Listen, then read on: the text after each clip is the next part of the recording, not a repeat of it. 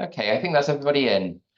I'll begin by welcoming everyone, and my name's Toby Simpson, and as the director of the Wiener Holocaust Library, I'm incredibly proud to be with you and esteemed colleagues this evening to present Wiener Digital Collections. And it's an incredible milestone because one of the world's most important Holocaust archives has gone online for the first time, and tonight we're launching that resource. The Wiener is the largest collection of evidence of the Holocaust in Britain, and it's one of the most important anywhere in the world. We hold an astonishing range of published and unpublished works, documents, press cuttings, photographs, eyewitness testimony, and this new online platform has been created to provide access to the powerful evidence we care for here in Russell Square in London. Anyone who's visited our stores knows that they contain countless extraordinary stories. And one of the things that makes our collection so special was that the effort to bring this material together began even before the Nazis came to power in Germany. Indeed, much of our material was gathered during the Second World War as the Holocaust itself was unfolding. Some of the first items added to our collection were gathered by our founder, Alfred Wiener, and his colleagues in Germany in the 1920s and early 1930s, at a time when people were just beginning to recognize the gravity of the threat posed by Adolf Hitler and his followers. Some of our most precious and moving collections have been entrusted to us by people who themselves experienced the camps, who witnessed Nazi atrocities, or who fled from Nazi persecution. And more recently, our collections have grown immensely thanks to donations from descendants of survivors and refugees. Each year, we receive several dozen new collections, and sometimes these are a few letters, sometimes several boxes of archival material. But whatever we receive, the content is invariably fascinating, and of course, it's often heartbreakingly poignant. Given our unique history, I'd like to say just a few words about our origins for anyone who might be encountering the Wiener Library for the first time this evening.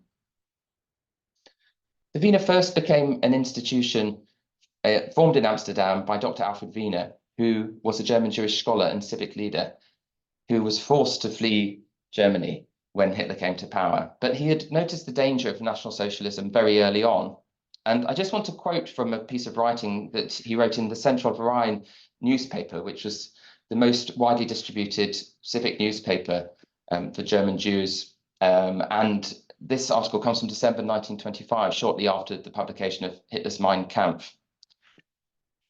Wiener wrote, "We must educate our German comrades about the dangers that may be looming. We must tell people, and this is the truth, and not for the sake of Judaism's struggle or for the defense of a national movement, but rather for the sake of the German fatherland itself. Under the rule of Hitler, Germany would sink into a sea of blood and tears, into the abyss." This was really remarkable foresight, and in the second half of the 1920s, Wiener and colleagues at the Central Verein began to collect more extensively materials, particularly focusing on the Nazi Party. And in 1928, together with the journalist Walter Gissling, Wiener founded the Wilhelmstrasse office, which was directed to campaign against the Nazi movement and to gather evidence for doing so. Ultimately, the Nazi movement achieved power and ultimately overwhelmed Wiener's efforts. At that point, Wiener was forced to move his base of operations to Amsterdam. The Wiener was based in London from 1939 onwards, and the library that Wiener had founded provided vital intelligence services to the Allies during the Second World War. The evidence he and colleagues compiled became a major source of information for the Nuremberg trials and also for the Eichmann trial. More recently, our collections were used to expose Holocaust denial in the Irving versus Lipstadt trial at the beginning of our own century. So the Wiener has retained an extraordinary contemporary relevance as it's evolved as an institution. The staff team here at the Wiener Holocaust Library are very conscious that we're the guardians of one of Britain's most important historic collections, and the contemporary relevance has continued to increase. Fewer and fewer people who were there at the time of the Holocaust are now able to bear witness. And this change has happened in parallel to the expansion of the internet into every facet of modern life. This has forced all Holocaust archives, including the Wiener, to reinvent themselves and to reimagine what they're doing. This has brought opportunities and also risks. We see Wiener Digital Collections as a new way of bearing witness in the digital age. And as artificial intelligence, for example, develops ever greater capabilities to retrieve and record information, but also to distort and misrepresent, we must remain vigilant and strengthen trusted repositories like the Wiener. I'm glad that opportunities brought by the digital age are immense. We have delivered already scores of online events at the Wiener. We reach thousands of viewers who would never have heard of us online. We produce video content that reaches thousands of people via social media on platforms like YouTube. Indeed, our website, The Holocaust Explained, is used by 2 million users in 200 countries all over the world, which is just an extraordinary fact. So our collections are reaching more and more people. But never before has a really significant proportion of the Wiener Library's collections been available to browse in full online. So tonight's launch really is a crowning achievement within a larger digital transformation of the Wiener Holocaust Library. And that transformation is still ongoing. We're launching a resource which includes well over 100,000 pages of our most fascinating materials, which our colleagues will talk about and show you some of tonight. In an archive with the size and the importance of the Wiener Library, this really is just the beginning. We're already receiving a flow of inquiries and great feedback from users of the resource. No ambitious multi-year project such as our Wiener Digital Collections can come to fruition without there being a long list of people to thank. But first and foremost, I do want to thank Tony Weldon and the Weldon UK Charitable Trust, who, along with a matching charitable trust who prefer to remain anonymous, have been the principal benefactors behind this multi-year digital transformation project. Their extraordinary generosity has been simply instrumental to ensuring that this institution is entering the second quarter of the 21st century at the very forefront of digital Holocaust memory worldwide. We could not be more grateful for their support. I'd also like to thank several other funders who have supported the Wiener Digital Collections and also the Digital Transformation Project. The Big Give, the National Lottery, who have awarded us a multi-year grant for outreach based on these collections, and also the Reed Foundation. I'd like to thank the library's funding partners, our guardians, our patrons, our friends and supporters, and our members, without whom none of this would have been possible. I know many of our supporters and friends are in the Zoom room this evening, and there are far too many to name individually without using all of our time, so please accept my heartfelt thanks. So that brings me to introducing our speakers tonight. We're going to be hearing from the key members of the team who have led and who have created Wiener Digital Collections, and in particular from Stephanie Rauch, our head of collections, and from Christopher Gilly, our digital asset manager. But I do also want to pay a special tribute to Elaine Woodbridge, who has been part of the digital team and who has done such extraordinary work over the past couple of years, not only digitizing, quality assuring, and it really would not have been possible to bring this to you without the hard work of the core digital team. So I want to thank them all wholeheartedly. That core digital team has been supported also by an amazing wider group of colleagues at the library. Our archivists, Howard, Torsten, and Samina, also Sophie and Madeline did important work on cataloguing. Caroline, Sam, Jenny, and Livy have also played an important part in supporting the effort. But of course, since this has been 10 years in the making, there are many former staff who have played a vital role in bringing about this resource. Our former digital asset managers, Jess Green and Leah Sidebotham, were both absolutely instrumental in conceiving of the project and developing it. I'd also like to thank Greg Toth and Rowana Ogunbiyi, who also played a crucial role. It hasn't only been staff members who's also worked with Jeff Laycock of Scan Data Experts, who has been a remarkable consultant in shaping our digital strategy. Again, he's been working with the library for approximately a decade, and we're very sorry he can't be with us this evening, but he really has been instrumental to the success of Wiener Digital Collections. And Stefan Hankiewicz and Jan Vonda at Intranda, I would also like to thank them for for their work in building the platform. I'm delighted that we're joined this evening by two speakers who will reflect on the importance of Wiener Digital Collections for the people who will use the resource. We'll hear from Mary Fulbrook, Professor of German History at UCL, whose many books include the Wolfson Prize winner Reckonings, Legacies of Nazi Persecution and the Quest for Justice. Mary is also a Wiener Holocaust Library trustee, and we're delighted to have her with us this evening. We'll also hear from Corey Soper, a lecturer at UCL Centre for Holocaust Education, where he leads on the centre's Beacon School programme, working across the centre's offer to deliver research-based continuing professional development and mentoring for teachers and schools, and he'll be reflecting on the importance of this resource for Holocaust education. So, to begin, Stephanie Rauch will introduce you to Wiener Digital Collections and tell you about how this remarkable resource has come to be. Over to you, Stephanie. Thanks. I'll just share my screen with you. Okay. Right, so as Toby has already hinted, Wiener Digital Collections really is part of a development, a wider development at the Wiener Holocaust Library, which goes back at least 10 years to move from a very analog institution to one that's increasingly digital.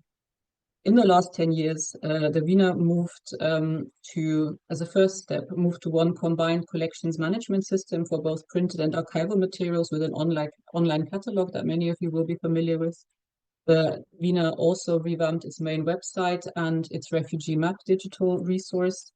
And importantly, the Wiener launched two digital archive projects, which were standalone sites, each dedicated to one specific collection. The first of which was Pogrom, November 1938, 4 accounts about Kristallnacht collected shortly afterwards by the Jewish Central Information Office. And the second resource was Testifying to the Truth, 4 eyewitness accounts collected by the Wiener in the second half of the 1950s and into the 1960s. Based on these and other digital projects as a foundation, in 2021, we launched a digital transformation project. As part of this project, we took a very holistic view that went beyond merely digitizing and presenting digital images online, as important as that is. So first of all, we've been building a sustainable and scalable digital infrastructure that supports both user access and long-term digital preservation. Secondly, we've increased our rate of cataloging and preservation of original materials, so making more of our collections accessible as ever before. Next, we've been digitizing our most important collections, our most fragile collections, building our own professional in-house digitization studio, and working with trusted external digitization partners for the larger collections or for near obsolete data carriers. And in addition, as Toby has mentioned, last year we successfully raised further funding from the National Lottery Heritage Fund for a 3-year project dedicated to digital engagement, namely using our digital collections for connecting collections and communities with a view to sustainably embedding new practices at the Wiener. On the technical side of things, we've been working with developers in Tranda for many years, in this case using open source Groovy software applications for digitization projects.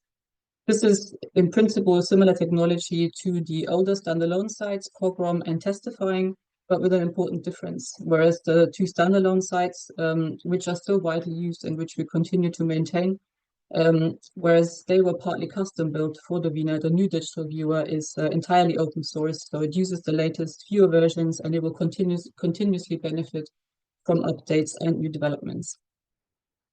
But for the first time now, some of the Wiener's most important and unique collections are accessible remotely and are cross-searchable, including their testimonies from 1938 and the 1950s.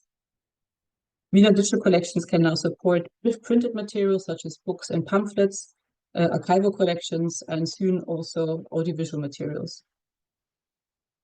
And finally, thanks to optical character recognition, or OCR for TypeScript material, more of the collections are now discoverable, as the keyword search will pull in information from the OCR text, and this can also aid with machine readers for those with visual impairments. Although I should say that the accuracy of the OCR text can vary quite considerably between different texts and TypeScripts, so it is rarely a substitute for also working with the scan itself.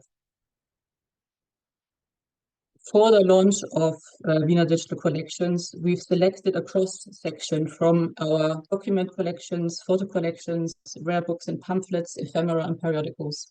And I'm just going to highlight a few of them. First of all, the Wiener Library's own institutional archive, or rather those parts which have already been catalogued, namely the reports by the Jewish Central Information Office from the 1930s, and the pre-1963 correspondence files, which cover the period roughly from just after the Second World War through to the death of Alfred Wiener. And this collection covers quite a wide range of subject matters and contains 1,600 different correspondents who include politicians, historians, theologians, Holocaust survivors, civil servants, resistant fighters, private researchers, and a number of well-known institutions. One of our most in-demand collections is a collection of authenticated copies translated into English of Nuremberg war crimes trial documents. This material was donated to the Wiener by the Nuremberg war crimes trial authorities shortly after the trials were concluded as a quid pro quo for the services that the Wiener Library provided to the prosecutors at the time. Catalogued only recently as part of the digital transformation project is the Jewish Chronicle Library Collection Defense File. This collection consists of material examining antisemitism in the UK and beyond. This includes reports on anti-Semitic groups, individuals, and incidents, as well as on the bodies that fought against them. About half of the collection is also comprised of publications of far-right anti-Semitic and nationalist groups, or those suspected of being such, as well as those produced by anti-fascist and Jewish organizations. Also only recently catalogued is a collection of German POW camp newspapers from around 250 camps in Britain for German prisoners of war, which were mostly donated to the Wiener by the Foreign and Commonwealth Office, which at the time was monitoring re-education efforts in the POW camps. One of the more unusual collections at the Wiener is the Paul Plaut Correspondence Collection. For his research on the origins of creativity in the 1920s, Paul Plaut wrote to hundreds of German and Austrian scientists and artists and intellectuals, asking them for their thoughts about the subject. A large number of his correspondents were among the best-known emigrants. Some of them did not survive the Holocaust. A couple of examples here that you can see is a letter to Plaut from Sigmund Freud and one from Käthe Kollwitz. We are now also able to share our collection of Tarnstiften, or camouflage publications, which were distributed by various anti-Nazi groups, especially communists, with anti-Nazi propaganda either disguised as everyday items or hidden inside them, such as seed packets or adverts. Wiener Digital Collections hosts a growing number of family paper collections, such as the Altstadt Family Collection, which gives an insight into Jewish life in the former Austro-Hungarian Empire, and which covers a period from 1876 to 1973, so almost 100 years of family history. Wiener Digital Collections also contains a growing number of photographs and photograph collections, such as photographs from the Litzmannstadt ghetto or relating to the Kindertransports, or rather after their children's arrival in Britain. A new major collection that was catalogued only last year are the photographs of the Jewish Committee for Relief Abroad, which was a British charity that operated in Europe, mostly Western Europe, aiding Jewish survivors, refugees, and displaced persons, disbanding in 1950. And lastly, I'd like to highlight the Stork collection, which is on long-term loan to us by the Lewis family, and which brings together a number of important materials relating to the Holocaust and the Second World War more widely, with 100 rare books and pamphlets, but also maps, photographs, and documents such as the William Paczynski collection, which charts the postal history of the Holocaust. And so just to give you an idea of what's next, looking ahead in the coming months, we'll be adding the Gitta Sereni collection with materials relating to the journalist's well-known books on Albert Speer, Fritz Stangl, and the German trauma. And we'll be adding the Philip Mannes collection of materials relating to the Theresienstadt ghetto, including his observations and descriptions of daily life in the ghetto, the lecture series you organized, and correspondence. Looking slightly further afield, we're looking forward to the publication of the Rosa Henriquez collection, which documents the activities of the Jewish Relief Unit and which will complement the photo collection I mentioned just now.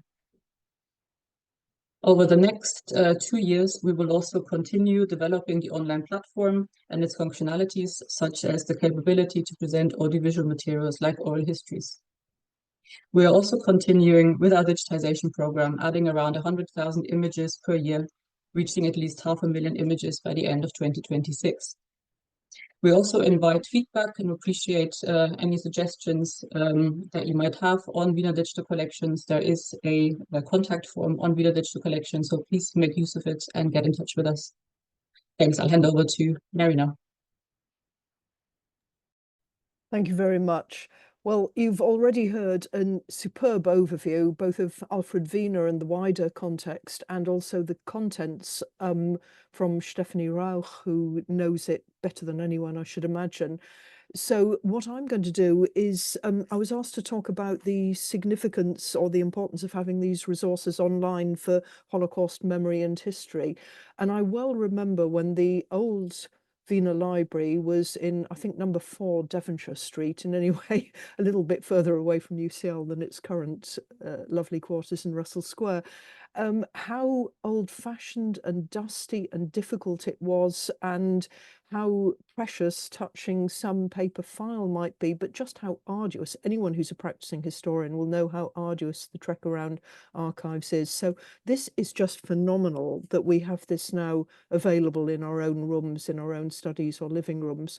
So I want to just talk under 3 headings. First of all, memory or post-memory, I think. Very briefly, I'm never quite happy with this notion of Holocaust memory, because memory to me is something that is internal to the people who've lived through it.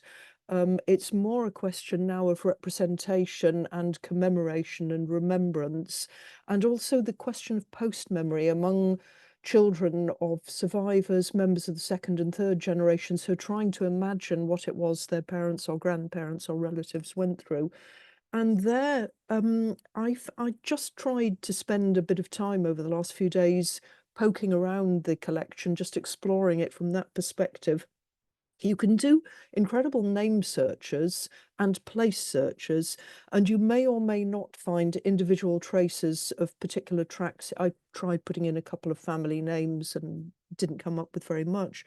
But you can gain a sense of place and atmosphere from other people's accounts of places. Stephanie already showed you the incredible photograph collection of the Łódź Ghetto, the Litzmannstadt Ghetto, by Mendel Grossman and Leib Maliniak, where you can get a real sense of what it was like for people living there through their photographs. The experiences of, for example, internment on the Isle of Man as enemy aliens, or the personal accounts of people who were deported and taken, for example, to the Riga ghetto in Latvia. There are quite a few such personal accounts. So if you have a family member who has experienced any of these things, you can probably gain a fairly good contextualized understanding of what it was they might have experienced, even if you can't find an individual trace of that person's name. So much depends on where the family came from and what they went through. And some places just get no mention at all that you might be interested in, but I'll come on to that in a moment. So secondly, I wanted to talk about how it's an absolutely vital resource for historians. This depends, though, on what it is you're looking for. And I just want to give you a few impressions from my trawling around it in a general sense. It's quite clear that however distinctive and fascinating it undoubtedly is, it has its own distinctive emphases, strengths, and areas where it doesn't cover stuff. We've heard about the Wiener origins and the way in which it developed already from the 1920s. This Germanocentric perception is very, very evident. The developments from the rise of Hitler, through the 1930s, the November 1938 Kristallnacht pogrom, whatever you want to call it. I always hesitate to call it pogrom for reasons I won't go into. That is incredible coverage, and some of that has already been made digitally available. There are 244 entries when you put that in as a keyword. It also has a very Western European focus, given that many accounts are from people who either survived and went west or even landed up in the UK and were interviewed in the late 1950s in the UK. And although some testimonies refer to events in Eastern Europe, I've mentioned already there are quite a few to do with the Riga ghetto, partly in pursuing Latvian perpetrators. This collection will not tell you very much about the so-called Holocaust by bullets, in which roughly half the victims of the Holocaust were shot on the Eastern Front. This is not what the testimonies focus on. It's the Holocaust in camps and ghettos and forced labour camps. It's not the Holocaust by bullets, the instant shooting into pits. So there's a geographical and therefore a related content emphasis that the collection has. The geographical emphasis, I noticed that the Netherlands, where of course the Wiener family went before coming to the UK, has 199 entries, small country. Poland, 3 million Jews murdered, has 139 entries, not 199. Belarus has 2. So you can see there are very distinctive emphases when you look at the geographical spread. The other thing that I found fascinating on that general trawl of it is the activism of Wiener shines through. It's not just helping with the Nuremberg trials that I think Toby and Stephanie have both mentioned. It's quite small things, like there's correspondence in 1953 with a lawyer in Munich who is asking if there are any materials and that could shed light on policies regarding people of mixed descent, Mischlinge so-called, and members of mixed marriages who were held in forced labour camps and want to gain compensation, because the Bavarian finance ministry was refusing compensation to these people on the grounds that it could not be demonstrated that the RSHA, the Reichssicherheitshauptamt, was responsible for taking them against their will from their previous locations and holding them in forced labour camps. And RAF thought the Wiener Library may well have relevant testimonies to prove these policies. So there's that I found really interesting, this constant activism about the collection. Thirdly, finally, and this is where I could go on for a very long time if I don't keep a sharp eye on the clock and restrict it to 3 or 4 minutes. Research. What can we learn and how? As anyone who's done any research knows, it all depends what questions you ask and what you're looking for, what you can do with it. And research use, therefore, really, there are as many ways of using it for research as there are researchers, essentially, or even more, because every researcher knows that they have innumerable different ideas that they want to pursue. So I just played with it to see how it would help me with my own current research project, which is on rescue and survival and hiding across Europe, a book I'm roughly calling Evading the Holocaust. And here I found the eyewitness accounts, which are numerous, absolutely fascinating. Many of them give us insights into relations between non-Jewish populations and Jews who are seeking to hide or to survive under a false identity in different areas of Europe. Many of the accounts were recorded by one Dr. W. Behrendt in London in the late 1950s, and I noticed that his own account is included here, telling us about his own attempts to flee Nazi Germany and survive in Italy, imprisonment, and interestingly, his survival due to some kindnesses on the part not only of Italians, but also on occasion even of some Germans. And I found that particularly interesting to look at those kind of passing comments that when you get much later memoirs or oral history accounts 30, 40 years later, memory has changed, the narrative has changed, the desire to emphasize courage or compassion or something else has changed. These early late 1950s accounts are different in tone, but provide quite detailed incidents and specific memories of particular occasions, evidence of a different sort.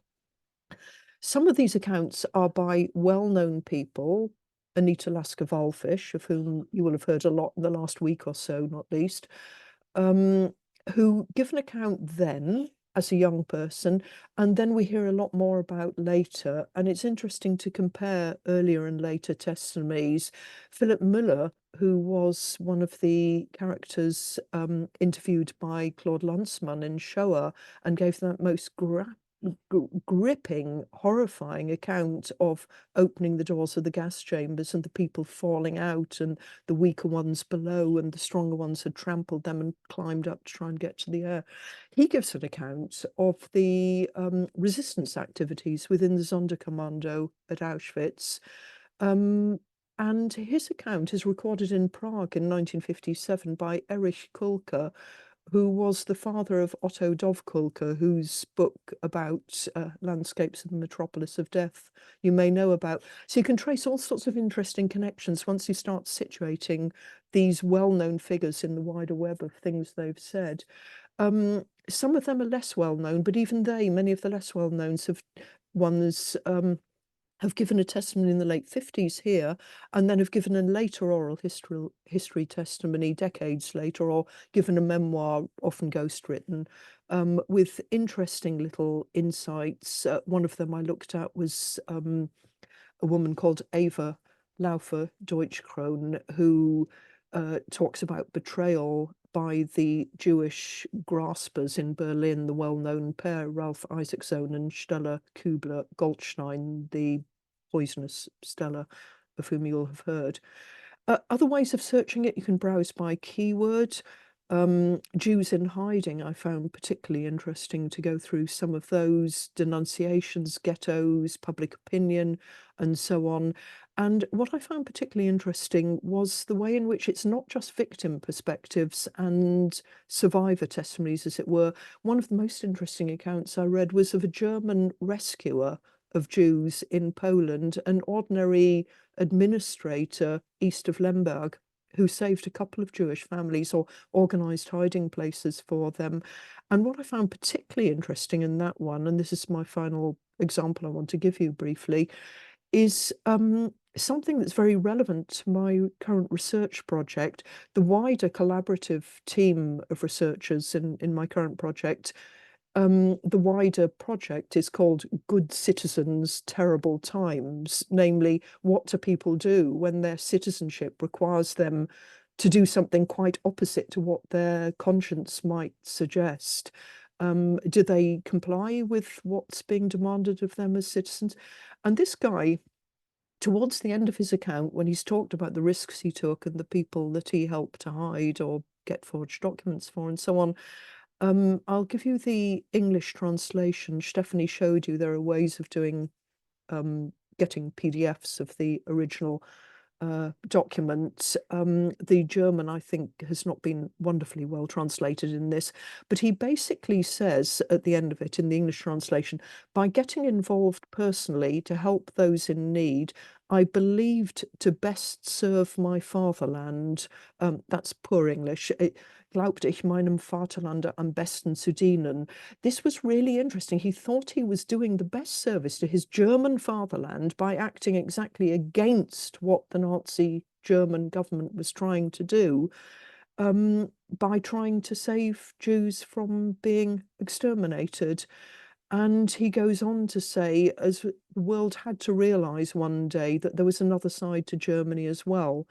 And you get these little interesting things, which are not comments like that, which are not contaminated by later discourses or the political culture of, let's say, post-unification Germany or the world since the 1980s, when people have listened far more respectfully to survivor accounts than they did in the 1950s. So in any event, to conclude, this is a fantastic resource. I could have been lost in it for months. I probably will be now I've started looking at it, because it is just incredible. I think because of its very specific emphases, it is undoubtedly the case that it has to be complemented by other sources. You'll probably know the 16-volume, I think now, edition of the Persecution and Murder of the European Jews, which has come out, first of all, in German, now coming out in English translation. And the advantage of these sources is, in the Wiener, they are whole sources. They're not just extracts like the VEJ collection is. And there are innumerable ways of addressing and utilising the sources. But I think the Wiener has done the most phenomenal service to Holocaust history and, if you want to use the term, memory, in opening this up in this way. So I am, for one, immensely grateful. Thank you. Thank you, Mary. We'll now hand over to Corey Soper, who's going to reflect on the educational value of the material. Corey. Hi, everyone, and thanks for inviting me. I'm Corey. I'm a lecturer at UCL Centre for Holocaust Education, and it's a real pleasure to be here with good friends from the Wiener Library and a fellow UCL colleague in Mary to celebrate the launch of this powerful digital initiative. I'm going to be speaking, as Toby said, about the utility of the collection for teachers in secondary schools specifically, which are the kind of teachers we talk about. Many of those issues will, of course, touch on other teaching practices that may be making use of this archive. So at our centre, we work closely with teachers and schools to embed high-quality, research-informed teaching and learning about the Holocaust. And we perform empirical research into the challenges and opportunities and practices that are in use in schools in England. So since our first research project in 2009, we developed a deep understanding of Holocaust education in England, and examples of change and continuity over the past 15 years, especially as has become very apparent to us, the new and emerging challenge of online misinformation that teachers are grappling with in their teaching practice. So one of the chief problems or challenges that came through in our 2023 research report with teachers is the impact that highly viral online disinformation is having on student knowledge and understanding, and on student attitudes towards the Holocaust as well. So 74.9% of teachers that we surveyed in that research found that students believing information they found on the internet was a challenge that they encountered in their teaching practice. And 37% said that they at least occasionally encountered outright anti-Semitism from some of these students, and in some of the things that they believed about the Holocaust and about Jewish people and about the world around them very more broadly. Obviously, this bleeds into student understanding of the Holocaust in a classroom, and of course, students' relationships to what I was going to call Holocaust memory, but now I don't dare, having heard Mary's conversation earlier, but into their responses to the Holocaust as a kind of element of our culture. We have one interview teacher who put it like this, quote, "Increasingly, we see students asking questions that aren't outright denial, for which most is ridiculous, but instead something akin to distortion or minimization. Was it really 6 million? They, meaning the Jews, must have done something for the Nazis to hate them. It was 70 years ago. Why keep on about it? That it can't have been as bad as described, and that other groups suffered too, or others have suffered since." So you can see in some of the comments that this teacher is reporting that there is a moving away from a belief in the facts of the Holocaust to some degree. This obviously presents a genuine challenge to engagement with the realities of the Holocaust, and students might be coming in to the classroom before they even have a lesson on the Holocaust with some flawed and distorted understandings that students are going to need, that teachers are going to need to find a way to undo, to challenge, and to replace and to build on in their teaching practice.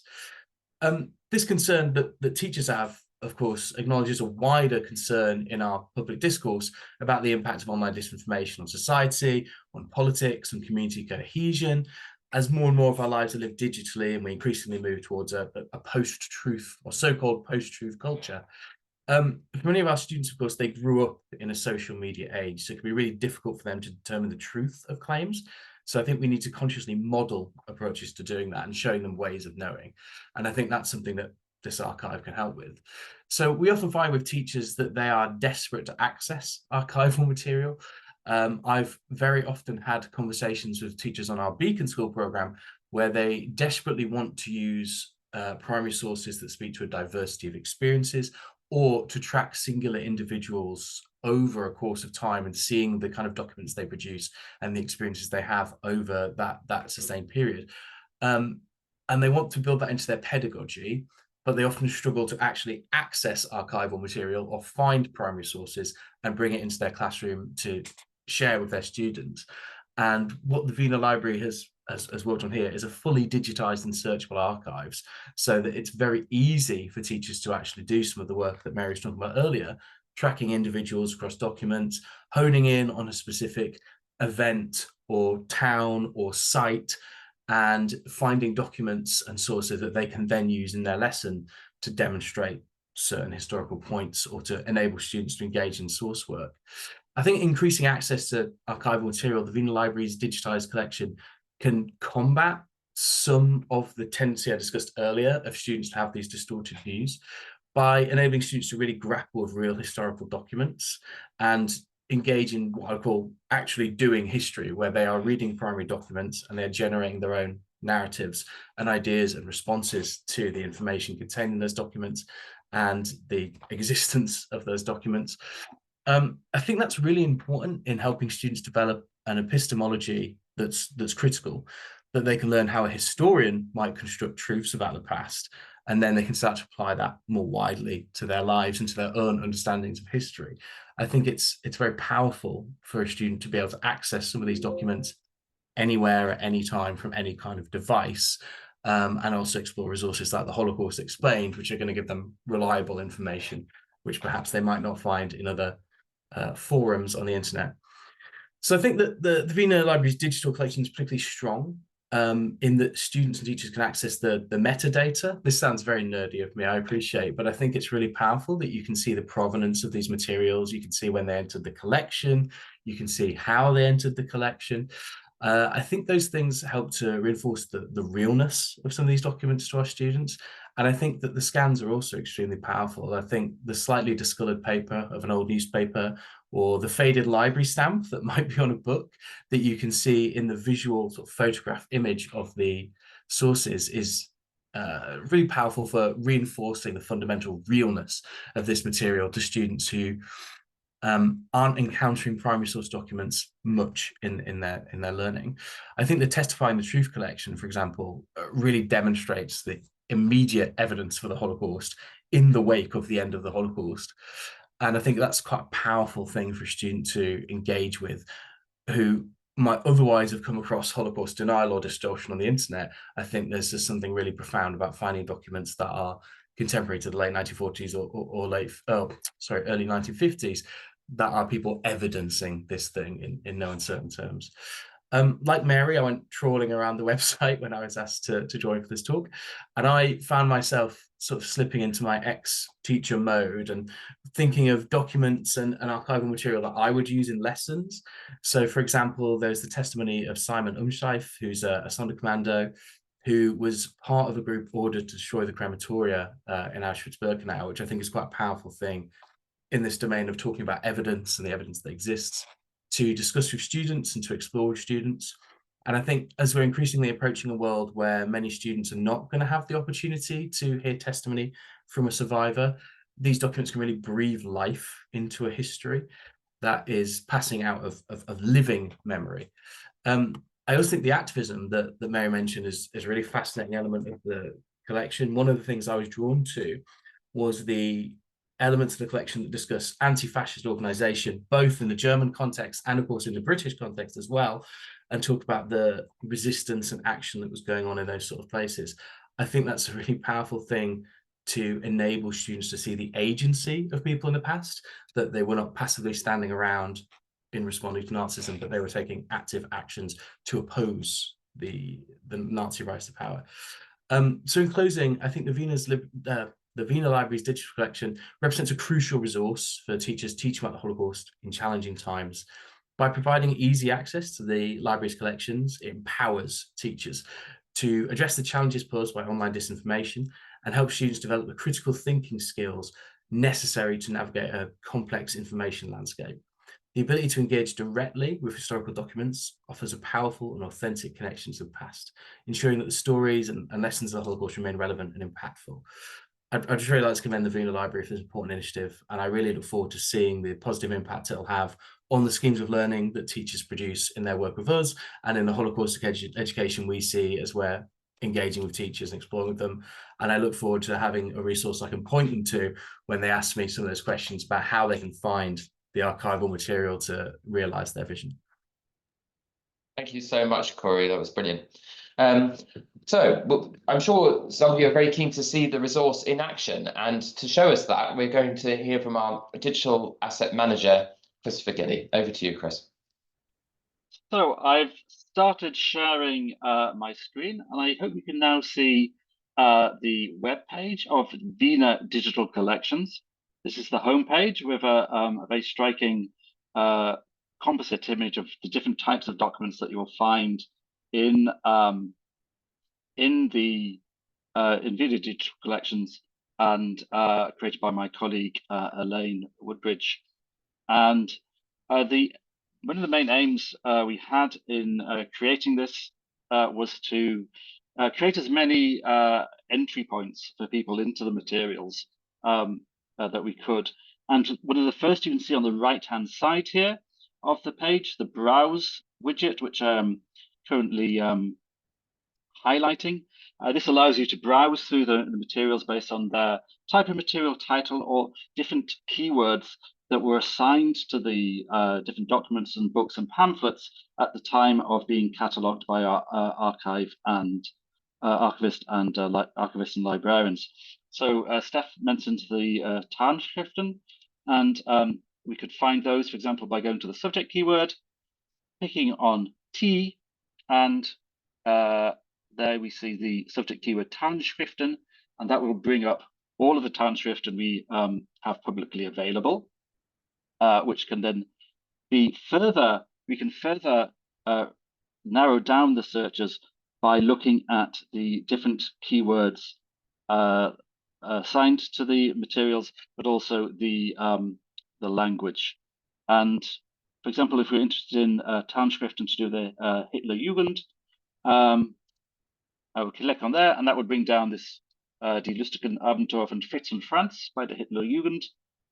It's an anti-Nazi booklet created as a Tarnschriften. So that browse approach is one way of finding materials. The other is obviously a search. We have two places for searching. On the top right here next to the login, you've got a search possibility, and also just from the menu. Steph mentioned the Jewish Relief Unit.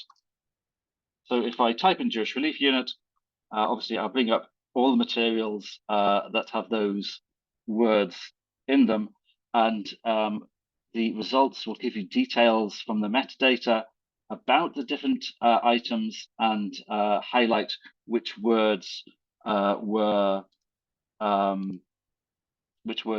up the search results.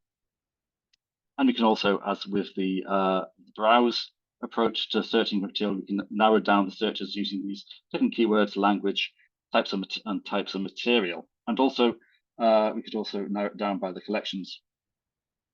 There is an advanced search, which I'll take a look at. It's particularly useful for finding whole collections of material if you want to find all of the items that we have for a particular collection. So I could take, for example, if I find the field collection and choose from this drop-down menu a collection, here I'll take Fred Cormus, the Fred Cormus collection. That's the exhibition we currently have on at the moment. And I can organize those, I can choose how those results will be organized when I search. Here I'll choose catalog number ascending, which will put the results in the order that they appear on our online catalog. And there you can see all the different materials that are part of the Fred Cormus collection that are publicly available. I should mention here that with the document collections, we have uploaded materials generally as whole files of material. So you will have not single photographs, not single letters, but the entire file of the material. So let's take a look at one. If we narrow it down by choosing the personal name keyword Tony Sender, that was Fitzgromus's sister-in-law, and we'll choose one of the records. This is the photographs of Fitzgromus's sculptures. On the left-hand side, obviously, you have the image. On the right-hand side, some information about the materials in the file taken from our online catalog. You can get more information by going to the view box and clicking on metadata, which will give you more information, keywords, and so on that will tell you about the contents. And you can choose to view the item in its context. Oops, something went on. In its context in the online catalog, and there you can see what other items are within the collection. So going back to the image view, I can bring up the full screen view, which gives me the first photograph, the full shrunk to the size of my screen. I have metadata here on the right-hand side, again, telling me about the contents of the file. I can move through the file quite quickly by using these arrows on the left. There's also a drop-down menu to jump ahead. And you can't see it because I'm using the keyboard, but I can use the left and right arrows to move quite swiftly through these images to find the one I want.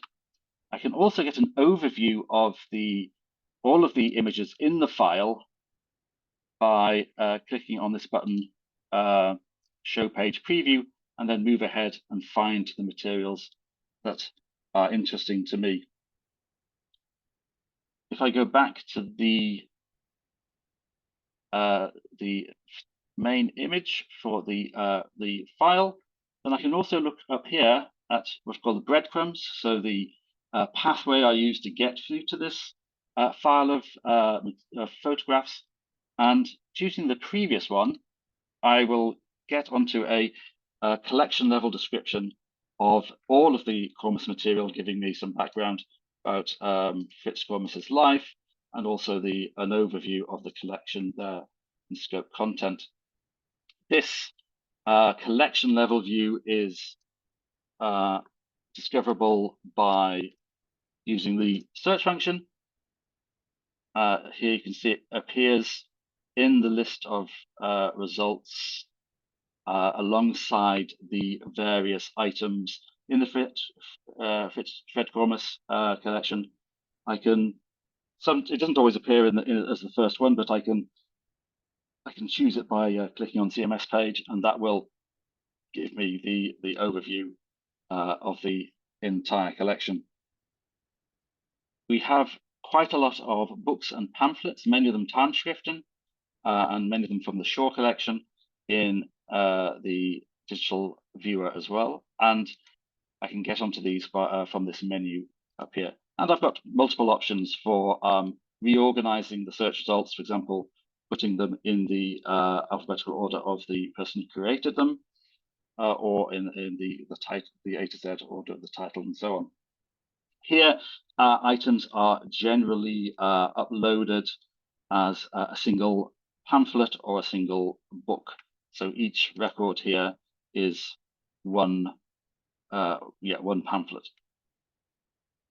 We also have a large number of periodicals. Now, in contrast to the books and pamphlets, we've uploaded a single title at a time. So, for example, here is our newsletter, and this contains all the issues. This single record contains all the issues of that particular newsletter. We can jump ahead to find the individual issue that we're interested in by going to this table of contents down on the bottom right.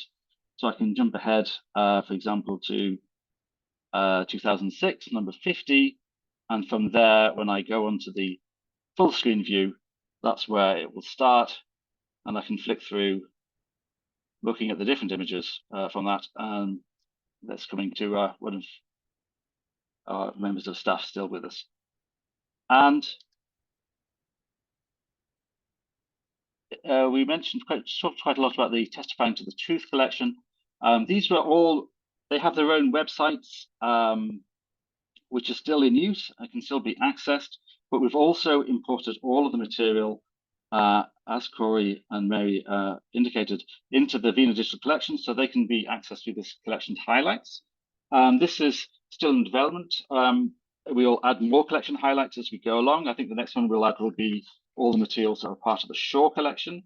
Also, when we get to the Jewish Relief Unit, when that's been the Rosa Henriquez collection, which has the Jewish Relief Unit material that has been digitized, we'll add that, bringing together all the other collections. We have the photographs as well, which is in a separate collection, so we could bring those all in one collection together. Obviously, we're only entering the 4th year of the digital transformation project, so we've got another 2 years of making more images. We'll hopefully make another 200,000, many of which will be publicly available. So those will be uploaded in the future. We also have a plan to add an archival view to the digital viewer. And this basically, if you see here in our catalog, this replicates that archival structure. So you can see where different files sit within their within the context of a collection. We'll be looking to gather feedback and then maybe make more developments or produced means of guiding people through the collections on the basis of that as well. Thank you. Thanks very much, Chris. As you can see, there's an absolute wealth of material there to explore. And, I'm just so proud that we've made the Wiener collections, which are extraordinary. We've made them so much more accessible, and it's through the hard work of Chris and Steph and the other colleagues that I've mentioned that's proved possible, as well as the generous support of our funders and supporters. So really, this is a proud moment for the Wiener Library. I'm so glad so many people have joined us here this evening to see the resource and to hear about the power of those materials for education and also for Holocaust remembrance. So thank you everyone for joining us this evening. And I hope you get a lot out of using the Wiener Digital Collections resource. Thank you. So, Corey, there's one question for you. What is the one tip you could give educators to our students who are approaching a topic in depth for the first time and want to begin research in the online archives? Most have specific topics, such as the Kindertransport they have chosen to write on. College-level students, most have never heard of the topic or had a 1-hour lesson at a primary or secondary school on the Holocaust. So how could they get started really on the topic, and how can educators guide them through that work and process? So this is for an independent study that the students are doing. I think you're going to have to give them grounding in the overall history before they can determine their questions. I think if they are, I don't think that the archive is ideal for them to just explore without that kind of structure first. So I would spend some time exploring some of the big questions that have existed in the historiography of the Holocaust. There's a really great book by Tom Lawson, Debates on the Holocaust. It came out quite a few years ago, but it's written with A-level students in mind or college-level students in mind, where they can have a summary of some of the debates in historiography that might give them a grounding to then pursue a question that they can then take into the archives with a clearer sense of what they're looking for.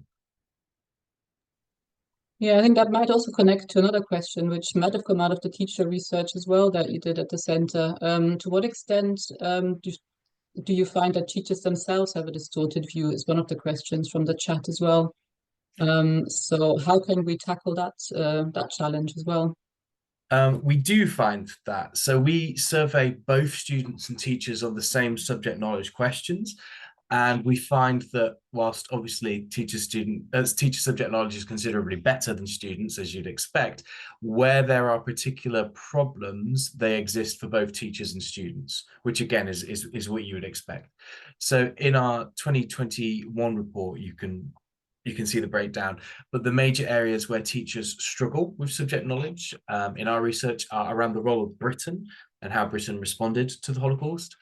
They're around perpetration and how people were motivated to engage in perpetration during the Holocaust, with a common misconception being that Holocaust perpetrators were forced at gunpoint to participate or were at risk of imprisonment, being a common misconception for teachers as well. And we find that the most effective way is that we do CPD with teachers where we work specifically on their subject knowledge as well. So in a number of sessions, we will model our resources and our approaches and the materials we use, but we will use that as a means of teaching the teachers to improve their subject knowledge. I think teachers have the best intentions, but it can be really difficult, especially if you're a secondary school teacher and you're teaching a range of different histories, to be abreast of scholarship across those different histories. So we tried to be a bridge between academia and between an extremely busy teaching body. Mary, you have done some work in secondary schools as well, or at exam boards. Was there anything that you would like to add to this? I think what the Centre for Holocaust Education at UCL IOE is doing is absolutely fantastic.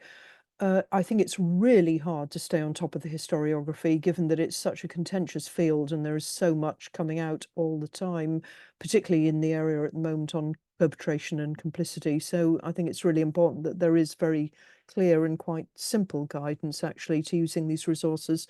One of the things I noticed about this collection is that some of the keywords don't necessarily correspond to what we might think of as keywords today. So, for example, if you look up identity, which may be something that people are very interested in, othering an identity and in relation to anti-Semitism, the one thing that came up under identity was the impact on the Nuremberg laws on passports. So I think a bit of guidance on how to use keywords is going to be quite essential in using this collection for teaching. The other thing I noticed when I was thinking about different categorizations and search terms is that if you look up homosexuals, there is one entry and it's on experiences in Sachsenhausen concentration camp. So it is not at all about the experiences of gay men who found themselves in Flossenburg, for example, or the wider questions that students might be wanting to pursue in special subjects today or that their teachers might want to engage with. So I think it will require quite a bit of careful thinking about how the materials themselves have been catalogued and the search terms developed, perhaps from perhaps trying to understand sensitivities in the 1950s and how these have changed over time and how words have changed in meaning over time, as well as trying to understand the Holocaust in the wider sense. It's not an easy and simple task, in other words. I don't think this is going to be an instant solution to getting things across in the classroom at any level. Yeah, I mean, keywords, that is certainly a challenge. In part, things like identity is in some ways already an interpretation of a source, so that is difficult to apply by catalogers and archivists. Or if one started doing that now, what about all the records from the last 40, 50, 60 years? So it is quite difficult to do that consistently across the board, especially when there have been so many different people involved. But perhaps there are other ways of doing that. We have some subject guides, for instance, on our main website where we try and pull different collections together on a particular subject. So that's something that we could potentially expand. That might also, in part at least, answer a question in the chat by JB about family papers for the descendants of refugees from Nuremberg, where family deposited papers in at least 2 different libraries, including UCL. And so there's collections in different places, and they were asking if there's any plans to cross-refer to collections elsewhere. We do that in occasion in the catalog record, and we do it in the subject guides. But it really, in some ways, sporadically, where we know about this work, it's not always possible to know about all the different holdings at other archives, but it's certainly something we're looking into for the subject guides. There's another question here, perhaps a more general one, from Ilona Aronofsky. 2 questions about safeguards on confidentiality, anonymity, research access for family archives, and correspondence about donations. So in general, this is a question about what agreements exist, what can be made available online, and second around education and teaching. So thinking about pupil preconceptions. So how would we limit on our end the materials that we make available to pupils or teachers,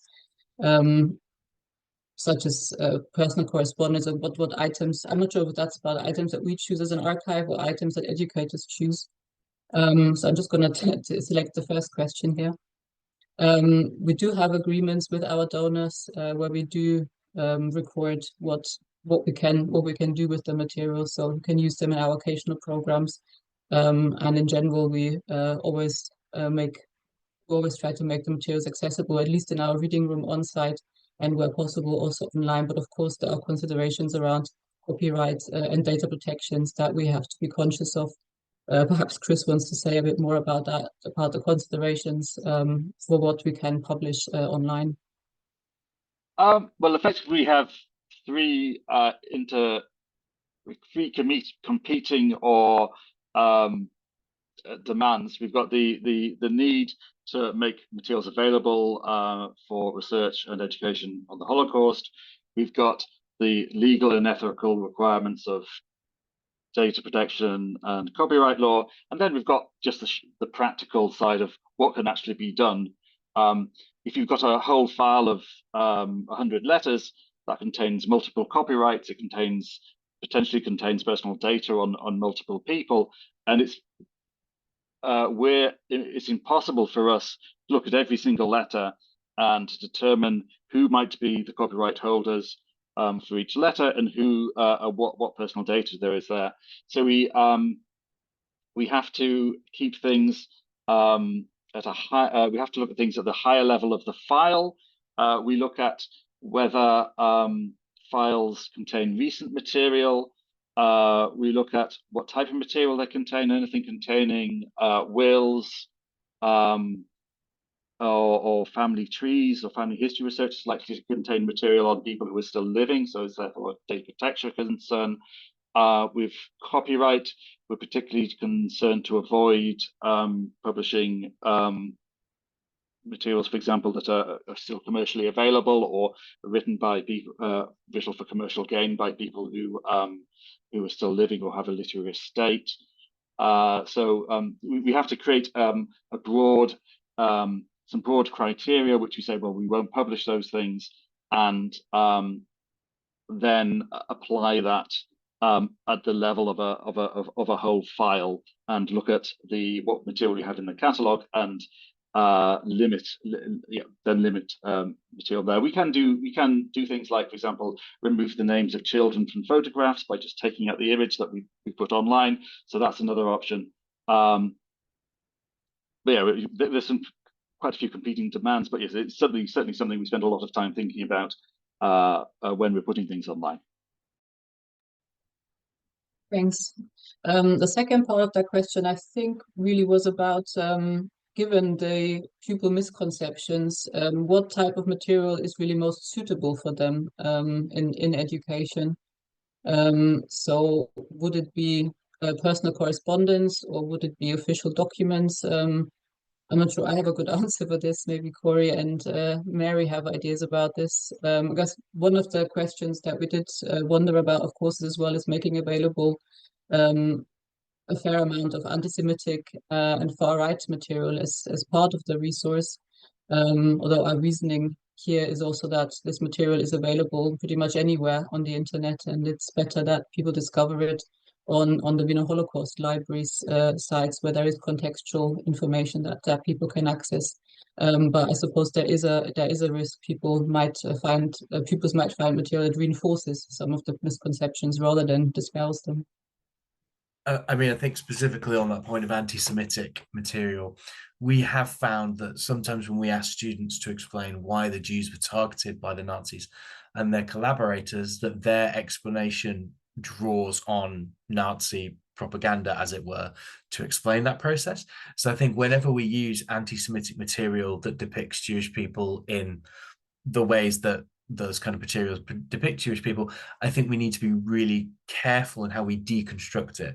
And we talk openly with students about the way that Jews are represented in some of these images, the things that are ascribed to Jews, and also reinforce with students that these are not true. Because very often, if we might show this image in a classroom, a student may just take that as read, that that is an accurate depiction of Jewish life in Germany in 1929 or whenever it may be. I think another element of that is we need to think about the representations of Jewish people, for example, that they meet elsewhere in their schooling. So do they learn about Jewish life as distinct from the Holocaust and learn about what ordinary Jewish people were like and the diversity of Jewish life in Europe prior to learning about the Holocaust? Because if they do, they have a quite realistic sense of who Jewish people are in Europe before they encounter possibly a Nazified anti-Semitic version. So I would say it's appropriate to use those materials, certainly, but I think appropriate when properly deconstructed by a teacher working with their students to determine the meaning of this source material.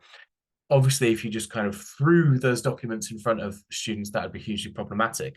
But if you're going to do the work, I think, as Stephanie said, that is the safest place for them to encounter anti-Semitic stereotypes that exist out there in the world, when you can safely deconstruct how these things are untrue, how they are harmful, and where they might encounter those representations in the future, they'll be more forearmed to recognize them.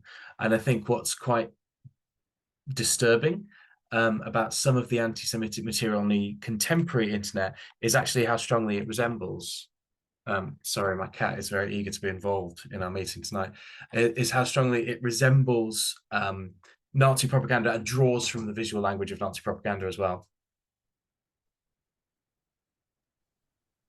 Thanks. Well, if there's no further questions, then I suggest we bring this to a close. Thanks again to Mary Fulbrook and Corey Soper for joining us this evening, Chris for presenting the digital library, and Toby for hosting. And thanks to everyone who's attended tonight. We'll make a recording of this available on YouTube in the next week or so. So you'll be able to catch up on anything that you might have missed. Thank you very much and good night.